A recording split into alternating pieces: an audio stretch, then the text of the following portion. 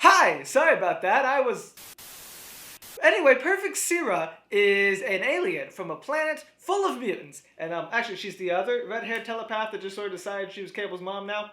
No, the other one. Okay, thank you. Basically, imagine her planet as Earth a few thousand years from now if Magneto and all those guys are correct and mutation becomes a lot more common. But I'm gonna call it clicktar, because much like my experience in high school, your entire worth as a person is intrinsically tied to how hot you are. Being a certified baddie, Seera is in line for the throne. Of course, the current leader is Palik, who is sexy in his own way. Regardless, they lead the Chosen, the ruling group of hotties that get to live inside and have plumbing and stuff. And for thousands of years, they have been at war with the Rejex, not to be confused with the very popular and regularly produced internet show. These Rejects are ugly, and they live in the dirt like all ugly people deserve.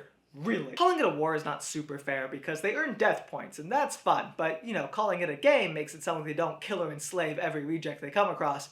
Which they do. They have a nice arena where they do Uggo fights. It's like a gladiator thing. It's neat. Seera's not interested in being just another pretty face. She wants to play at war too, so she leads a squadron in against the Rejects. And like I said, her mutant power is telepathy, which means that if she was just a smidge less bodacious, she could have been a jammer, a type of soldier that specializes in giving people amnesia for reasons. Alas, because she is the hottie with the body to rule them all, some of the other soldiers doubt her ability. Specifically a man named Lord Rask, who has the audacity to suggest that maybe she let those with experience lead the battle. She shows him, though, by immediately almost getting crushed by a rock. Luckily, at the last moment, she's saved by a kind stranger. Unluckily, he's ugly, except of course, he's not. She actually thinks he's quite handsome, but he's blue, and that's enough to give her an entire crisis about her taste in men, which, fair. Thank God Rask is there to stop him from saving her life, but it's too late. She's already been touched by an objectively handsome blue person, and it has defiled her. Still, he looks like he'd be a cool gladiator, so Rask just takes him captive. Some other reject objects and tries to intervene, but Rask is able to get the better of him when he stops to flirt with the fire girl. He only needs the one gladiator, though, so he lets the fire girl enslave the ice dude. Yes, because I can see the gears turning in your brain. The fire girl is not a reject. She is yet another thing that you can be on this planet,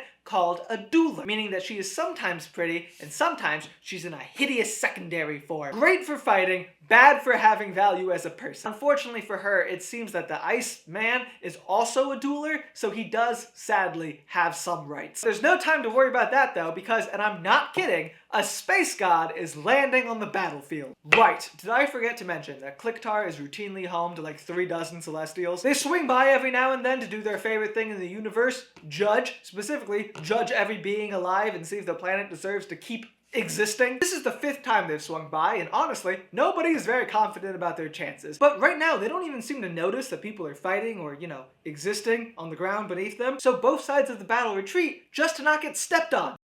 Some fare better than others. Back home, Rask shows off his captive to both Seera and Palik, and he keeps babbling about being from a different planet and being named Archangel, which is just crazy, even for a reject. Almost as crazy as Rask just letting Palik know about his scheme to become the richest man in the kingdom. Sure, that won't raise any alarms. Luckily, Palik doesn't have a lot of time to dwell on it because Archangel has decided that he no longer enjoys being held captive, and surprise, he could have left whenever he wanted. He and Rask fight a little bit, and honestly, it's all pretty pitiful, unless of course you're Seera, who thinks it's magnificent. Luckily, Palik thinks she's talking about Rask, who has undeniably performed well, but a key aspect of Chosen society is everyone pretending that they totally don't have superpowers. So he has to beg for forgiveness for saving their lives, and Palik is like, hey, it's okay, because you were saving our lives, which, like, duh. But Seera has some doubts, which she promptly brings up to her mother bot. Right, sorry, forgot something else really important. Only the rejects fuck. Turns out centuries of unbalanced mutation can lead to a few problems. The Chosen have gotten around this by artificially engineering all of their offspring, and the rejects have a really high infant mortality rate. That got depressing. Let's go back to the Robo-Mom. Her name is Zizi, it's short for ZZ105, and she knows that Seera is not calling Rask magnificent. Those two do not like each other. Rask has apparently been asking Seera to form a union for a while now, and they don't really explain what a union is, given that the Chosen do not raise children, reproduce, or even touch one another. Men and women do not even live together anymore. And yes, I say anymore because they did at one point, but these days, most people don't even remember the, traditional way. The only reason Seera knows is because Zizi was once defective and would tell her stories about it to help her sleep at night. Regardless, those stories are awakening some interesting feelings in her about Archangel, but she can't get too lost in her fantasies because they're interrupted by a probe bot. He's going to go see the scientist, who is meeting with Lev to investigate the strange ice man they found. Apparently, while he looks a lot like them on the outside, on the inside he has a lot of different organs. Seera overhears Lev talking about her original plan to force this man to fight the Archangel, and reminds her that no matter who she found, they could not possibly be more magnificent than her confusingly beautiful blue boy. And then, just to rub salt in the wound, the mere presence of her regal bootylicious is enough to rouse the Iceman. She tries to ask him where he came from, but surprise, surprise, he's been jammed and remembers nothing. Annoyed, she does what I assume anyone in her position would do, goes to the breeding pits to relax and think about how much better things must have been when babies were made the old-fashioned way. A Cybot overhears her and is like, hey, how do you know the old-fashioned way? Seera covers for her robo-mom by saying that she figured it out from looking at the Rejex, who have rejected all science but managed to reproduce just fine. The joke here, of course, is that they are not actually reproducing just fine, but again, that's depressing. The Cybot threatens to report her for wrongful thinking, but forgets that it is a robot and she has the most pretty privilege of anyone alive. So it quickly pivots to the next best thing,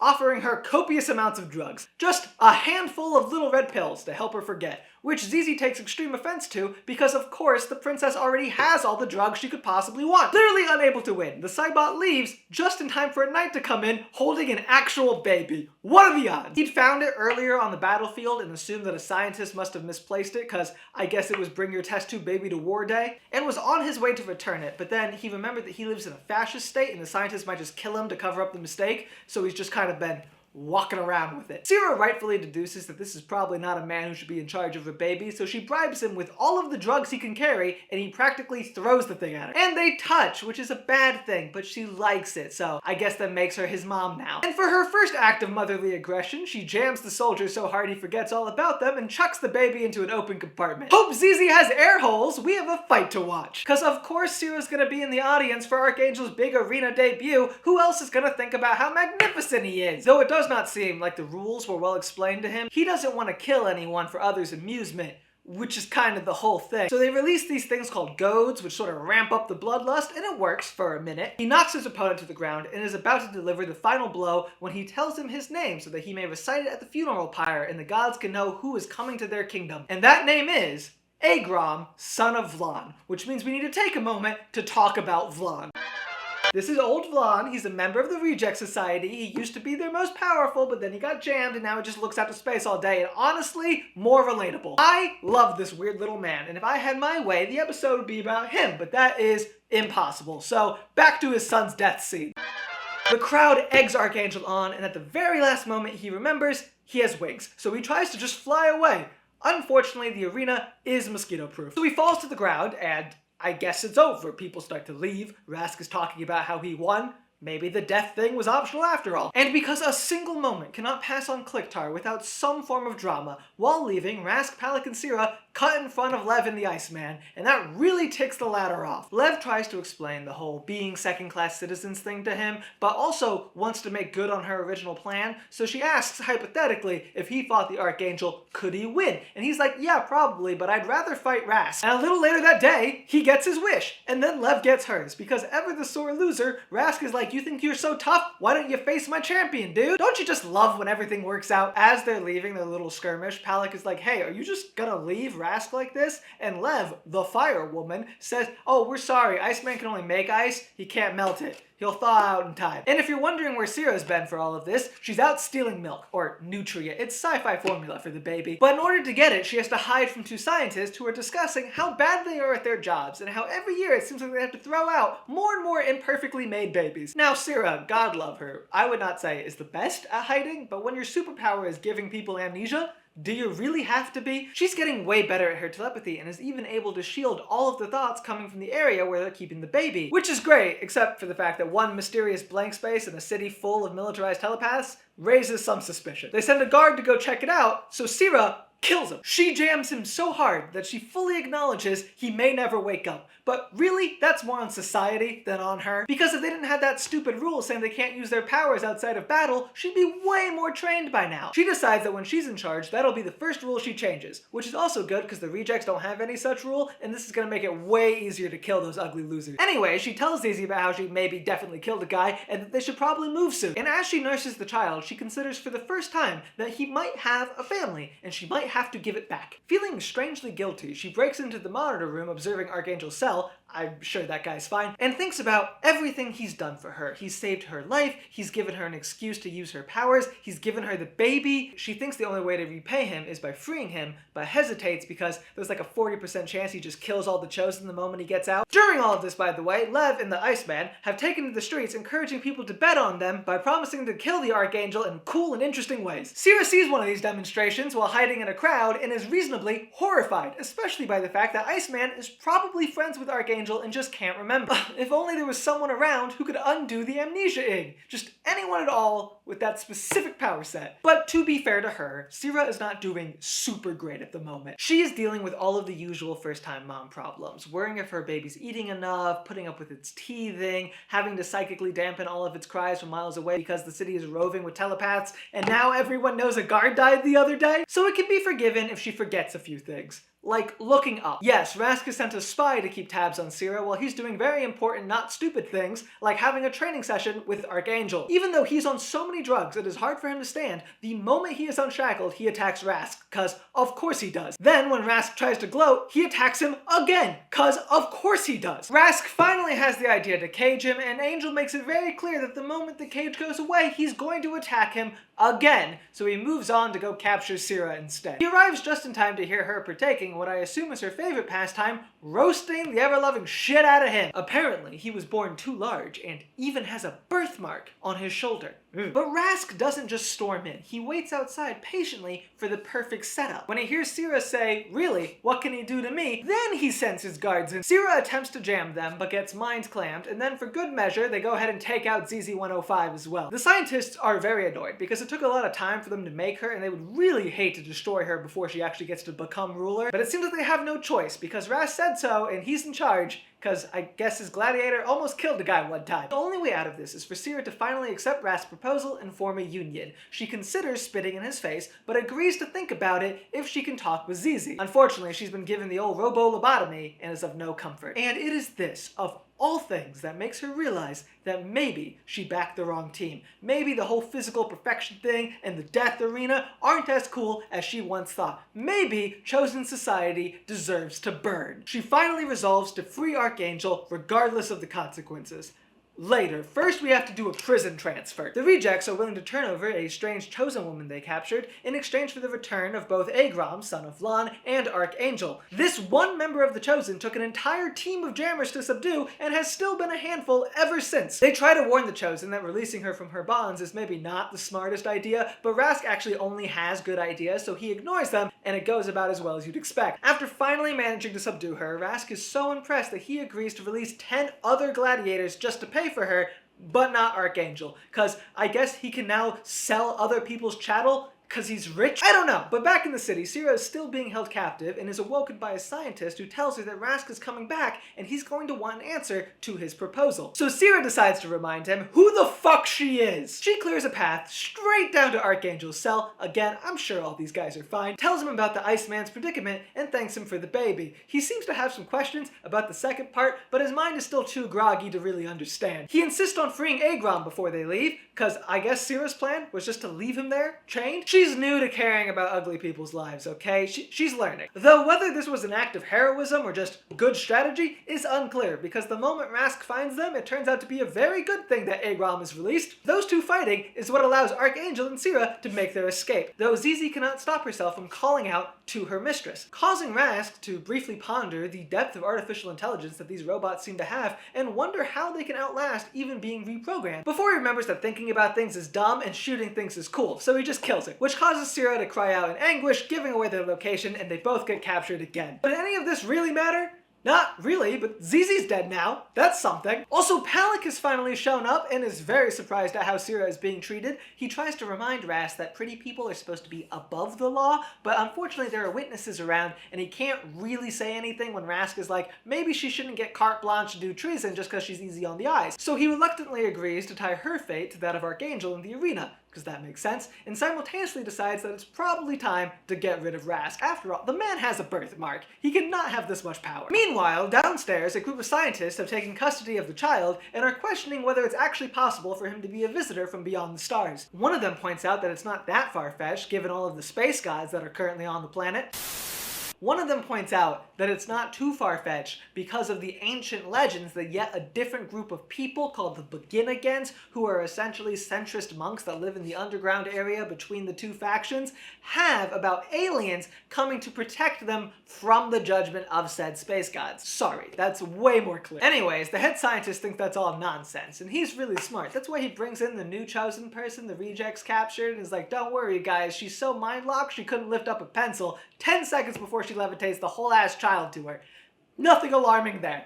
You know what we should be talking about right now? The moment everyone's been waiting for, Iceman versus Angel. Right before it, Rask asks Seera once again to form a union with him, and she decides to detail how exactly she wishes that Archangel had killed him. So he just turns off her mind. Yeah, apparently the mind locks have a submissive slave option, for reasons I'm sure are not creepy. And with her basically no longer thinking, he decides to threaten Archangel right in front of her, saying that if he wins, she'll live, but if he tries any of that mercy shit again, he will strangle her to death in front of him. And then he marches Seera out into the crowd to show everyone how submissive she is now, and I think he thinks they're all revering him, but they're really thinking about that birthmark. But with him out of the way, Palak sneaks in to meet with Archangel himself and uses his mutant power of being able to blind anyone he wants to rig the game in his favor. Though not before falling into a classic villain monologue confirming that both Archangel and Iceman are aliens and that they do know each other. Apparently the head scientist figured it out way back during the whole different internal organs thing, cause duh. But shockingly, Archangel has actually not come into contact with a jammer so far in this story, so he already knows all of this. Palak is just telling him the story of his own life. Unfortunately, there is a dueler spy listening in, who then runs to tell Lev and Iceman about the situation,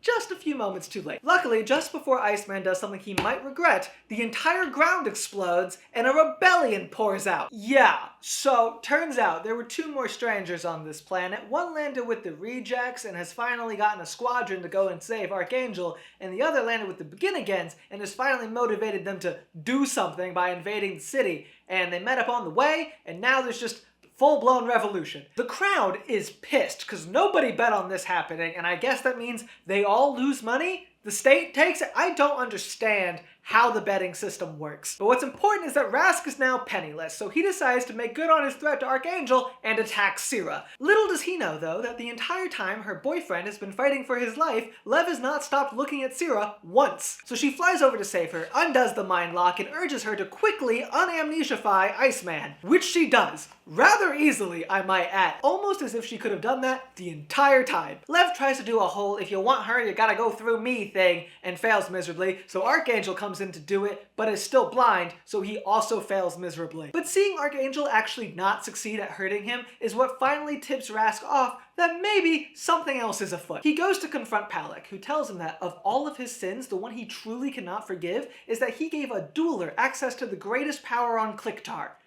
popularity. But he knows how to rectify that, to show the duelers exactly where they stand in this society, by sending them in to fight off the rebellion. The crowd sees this basically as an enormous win, and begins to cheer and take bets once again, which rightfully horrifies Lev, so she goes to convince her side to join the rebellion as well, but not without her emotional support serum. Surprise, surprise, this is not exactly a hard thing to convince them to do, so Palak is once again on the back foot. He orders the power grid turned all the way up so they can't get back into the crowd, but then everything explodes. Yeah, it turns out the Begin-Again stranger and the prison transfer stranger found each other, and they both found the baby, and when you put all three of those guys together, they tend to result in explosions. So the rebellion storms the crowd, and the prince of the Begin-Agains, Deacon, goes to fight off Palak directly. Now, Palak reminds him that he's supposed to be a pacifist, and that does genuinely stump him for long enough for him to blind him. Ridiculously useful power, though perhaps not as useful as Earthquake Hand, which is what Deacon has, and what he uses to rock Palak back down to Earth. And then, after a moment of thinking about it, Deacon decides that the whole vow of pacifism thing was really power-based, so strangling's on the table. But here's the thing, guys. Seera knows Palak. She was taught by Palak. She's even seen him be nice sometimes. He's not really the bad guy. Society is. So she goes up to Deacon and is like, please, don't kill him. And he's like, no. But then she brings up that if he does kill him, there'll be no way to unblind him and Archangel, so he decides to offer him his life in exchange for the return of both of their vision. This comes at a horrible time for Rask, who up until this point was winning his fight and is now Swiss cheese. So, that's it, right? Rask is dead, rebellion over, happy ending. Not yet, because remember the space gods? Well, it seems like today is Judgment Day, which means it is time for the strangers to go. A spaceship the size of a city comes down to pick them up, but they actually turn it down. Though they do give it, the baby, like 10 seconds before it decides to stand by them and perish by their side, so not exactly safer, but hey, maybe he just prefers hatches now. The leader of the Begin Agains tells the crowd that the strangers are part of a group called X Factor, and that they were sent here to show the people of Clicktar that all different kinds of mutants can be friends. He asks the Chosen and the Rejects if they're willing to unite and fight the space gods together. Halleck sees the writing on the wall here and says that because both Archangel and Iceman defeated Rask, they are now officially allies of the Chosen and they will help. And the Rejects don't want to look less accepting than the eugenicists, so they jump on board as well. But how do three factions of mortals take on dozens of celestials? Well, if precisely one of them happens to have a shard of an ancient fire deity known as the Phoenix inside of them, it's actually pretty simple. She harnesses all of their power and focuses it through the lens of the Begin Again stranger, who then blasts it out as a big energy wave from his visor and blows up the space god's thumb. And for some reason, that solves it. Do all of those other celestials presumably have thumbs? Yes. Was the judgment already decided and all they stopped was the communication of it? Also yes. But if Arishem cannot do his thumb theatrics, he does not want to play anymore, so they all leave. But not before pooping out a spaceship that looks eerily similar to the one that came to pick up X Factor, which is spotted by Old Vlad. Yes, he's okay, he's doing great. The Deus Ex, no, the psychic call woke him up, and now he's fully healed. This is a happy ending, people.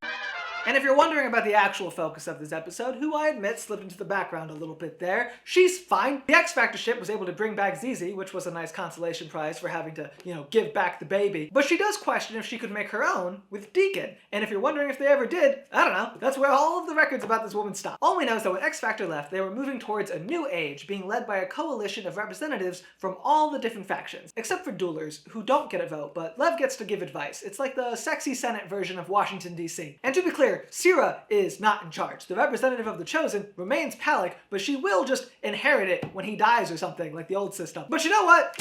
Baby steps. If you like this episode, please like, comment, and subscribe. And make sure to come back next time when we discuss founding member of the Morlocks and X-Man that no one talks about, Sunder. I promise it's probably not going to be in 6 months. Until then, I'm your host,